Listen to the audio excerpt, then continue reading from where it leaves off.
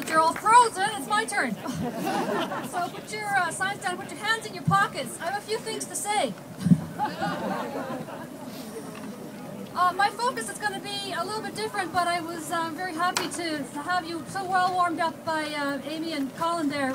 My focus is going to be a little more on why the University of Alberta executive made the decision to nominate or to offer an honorary doctorate to Mr. Brabeck-Letmathe, and what this means, and why we should care about it. So my focus is going to be a little bit more on what this means in terms of what's going on at the university. So the two key questions for me are, why did the Honorary Degrees Committee of the Senate, which is chaired by the Chancellor, and on which both the President and the Provost sit, decide to award Mr. Brabeck-Letmathe this honorary doctorate? Okay, sorry, I will try to... right up. Okay, thank you. Yeah, thanks. The President has made offers a number of explanations for this choice. One of the first ones was that the Swedish International Water Institute Industry Award was given significant weight in the Honorary Degree Committee's decision to offer this degree to Mr. Brabeck-Letmathe. This award was in fact given to Nestle. Have you ever tried to turn pages with large, thick gloves on? -20. Wouldn't it be good if the symbol of being a Canadian were not, dare I say, hockey, but demonstrating at 20 below? Okay. I should develop better mitten skills. So, it was given to Nestle for its achievements in conserving water within its operations. But then she contradicted this rationale by also insisting that the degree does not honor Nestle, but rather Mr. Brabeck-Letmathe's individual intellectual contributions to debates about water management. And the main work referred to in support of Mr. Brabeck-Letmathe's intellectual contributions is a report prepared by the 2030 Water Resources Group, a group that's under the umbrella of the World Bank, in which Mr. Brabeck-Letmathe participates. And this report outlines a number of technology and market-based approaches to reducing water use. And these range from water pricing, which we already have in a form in Alberta, to the creation of a water bank or a spot market for water. In his role as chair of Nestle's group, Mr. Brabeck-Letmathe has publicly stated, as you've heard already, that water, apart from the water we use for drinking and hygiene, should be treated as a commodity, like any other foodstuff. He also considers the view promulgated by NGOs that access to water is a human right, as you've heard, to be an extreme view. Now, as a political economist who teaches environmental policy, I can tell you that such market-based approaches have been around for a very long time.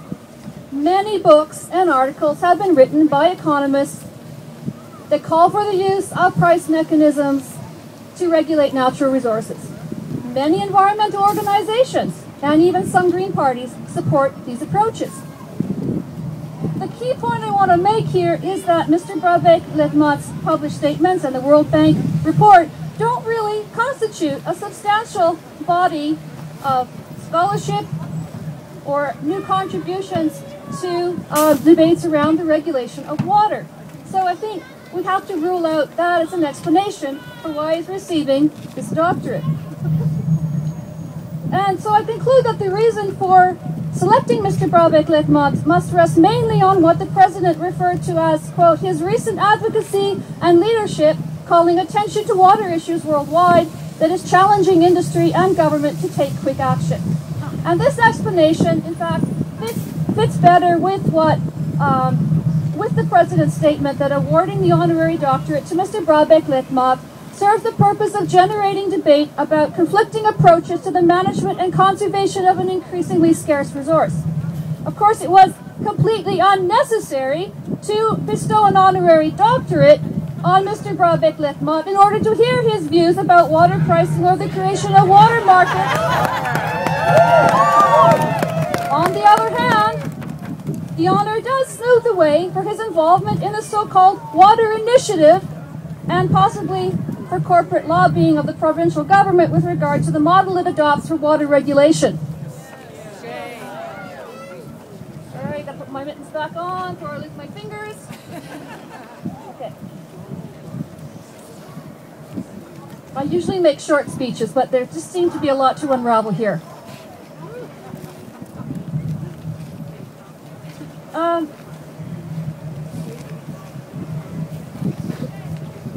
There's some evidence that discussions between Nestle and the Alberta government have already been taking place.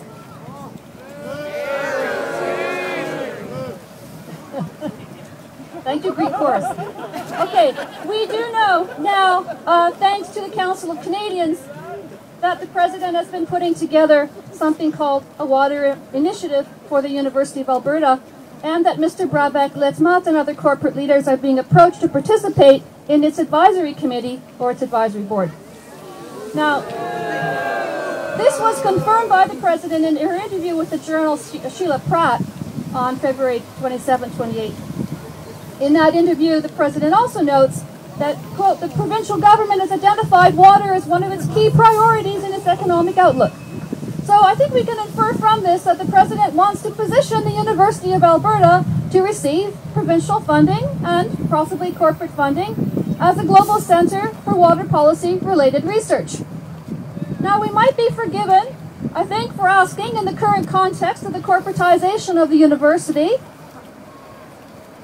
of its funding and research, if the courting of corporate leaders for the advisory board is a step toward aligning the university's research with perceived provincial policy goals. Although President Samara Sakara has recently promised, under media questioning, that the advisory board will be balanced in its representation of interests and perspectives, such balance is not currently evident in the preliminary list of members, and this was noted today by an editorial in the Edmonton Journal. So this would seem to be our best answer, given what we know to date, to the question, why Brabeck-Letmathe?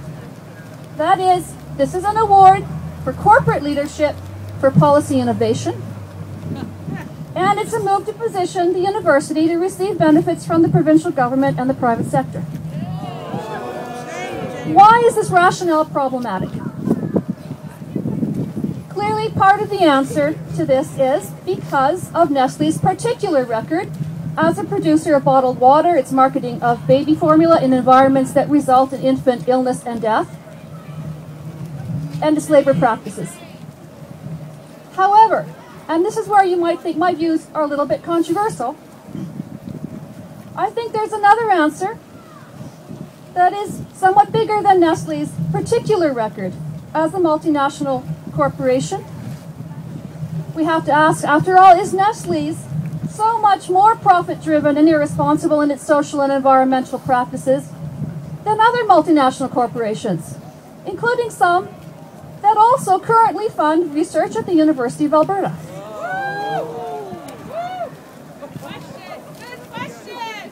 I think not. In fact, I think there may even be a case to be made that Nestle's group is performing better in some respects than other MNCs. But it remains a powerful market actor with market-driven interests. The bigger problem, from my point of view, is that the grouping of Brabeck-Letmathe with the other degree recipients is an attempt to erase a boundary between the public and the private, whose existence is critical to the traditional purposes of the university. So, you know, this is like the old Sesame Street song. Those of you who have children will have probably heard this, or who have nephews or other grandchildren will have heard this. Some of these things belong together. One of these things just doesn't belong. The lack of fit jumps out at those of us who question whether success in the corporate world is equivalent to contribution to the public good. And this is not the first time that we might have questioned the granting of an honorary doctorate to a corporate titan, since this happened in 2002 with Eric Newell and 2006 with Gwyn Morgan. Now, on this occasion, the lack of fit is perhaps more glaring because the corporate recipient of the degree, Nestle, is being honored for contributions to a public interest water regulation that it has been... This is terrible. Ruining my delivery. Okay. That it has been accused of undermining. A public interest that it's been accused of undermining. So the conflict would have been more salient earlier, I think, had Eric Newell and Gwyn Morgan been nominated for honorary doctorates because of their contributions to environmental sustainability or the reduction of greenhouse gases. The invitation of Nestle's chairperson to sit on a Water Initiative Advisory Committee is problematic for the same reason. The uncritical identification by university administrators in this case of corporate and government interests and priorities with those of the public or the university. There is a difference between private interest and public interest. And the debate going on here today is not only about approaches to water regulation, but also about which interest the university has a mission to serve.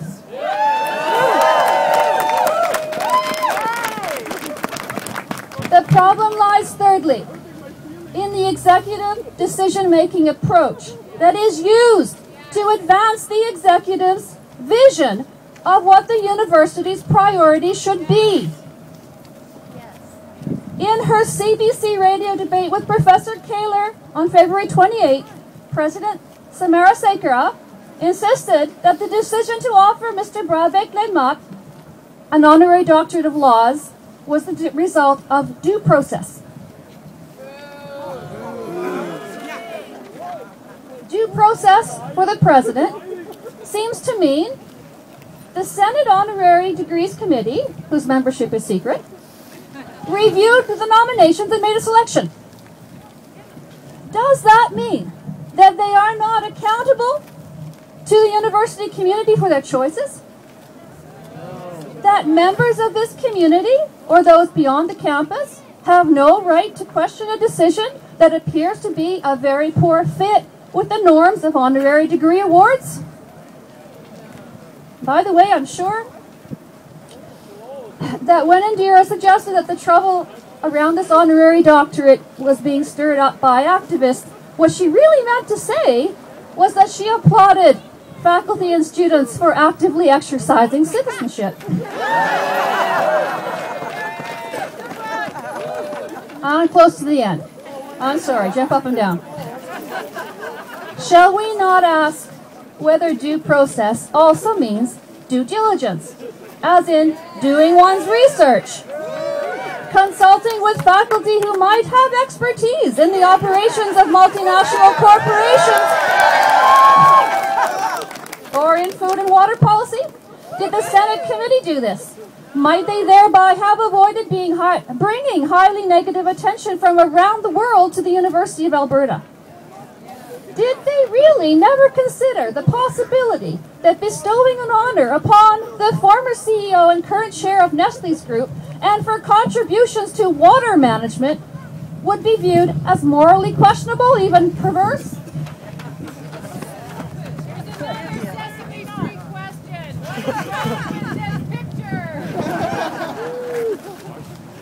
If so, then their decision was poorly informed by the available research in the public health and social science fields, and suggests the need for broader representation on the Senate committee, or at least for making some kind of broader range of expertise available to the committee when it's vetting nominations. Did they consider the possible objections but decide to go ahead anyway in the interest of some other desired outcome, and perhaps counting on the quiescence of the student body, the professoriate, and the media? We can only speculate about this. I was also struck by President Samara Sekera's comment in her debate with Professor Kaler that it is inconsistent of faculty members to protest the outcomes of collegial governance.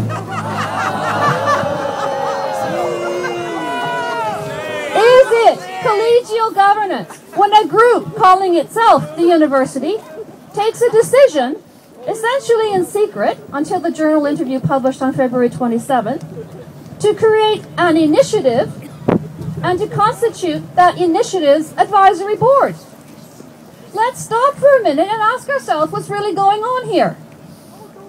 I know I'm not alone in wondering what precisely collegial governance means if... Almost done. Really almost done. If it excludes inclusive deliberation among colleagues about decisions that affect us and about which we care.